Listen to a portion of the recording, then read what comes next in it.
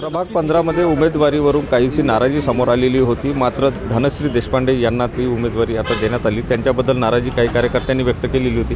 ताई, काय सांगाल, तुम्हाला उमेदवारी मिळालेली आहे, मात्र काही कार्यकर्त्यांनी नाराजी व्यक्त केली होती। उमेदवारी मिळाली त्याबद्दल मी पक्षाचे खूप खूप धन्यवाद व्यक्त करते।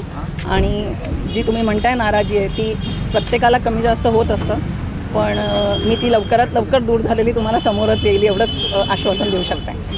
कशा प्रकारे तुम्ही यांची नाराजी दूर करणार, कारण ती बघायला मिळेल तुम्हाला की कशी झालेली आहे। असाही आरोप केला जात होता की मागणं आले। तुम्ही किती दिवसापासून पक्षामध्ये काम करता आहे? मी दिवसांचं म्हणाल तर तसं नाही सांगू शकत, पण मी संघाचं पण काम करते आहे आणि संघाच्या मार्फतच मी इकडे आलेली आहे।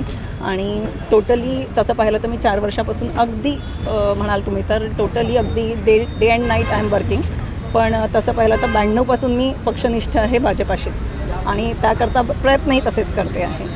आणि कदाचित त्याचमुळे मला हा विश्वास त्यांनी दाखवला आहे माझ्यावर, एवढंच म्हणू शकते। या नाराजीमुळे काही नुकसान होण्याचं असं वाटतं की त्यांची? नाही, सगळ्यांची नाराजीच दूर होईल आहे आणि लवकरात लवकर तुम्हाला तो पण जो संभ्रम निर्माण केलेला आहे तो पण दूर झालेला दिसेलच।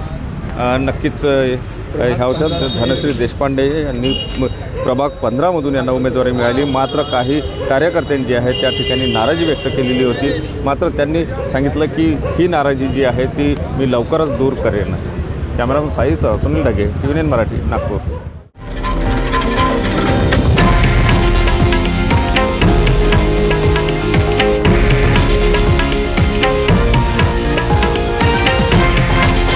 हे आहे देशातील नंबर 1 न्यूज नेटवर्क आणि आपण पाहत आहात TV9 मराठी, एकमेव।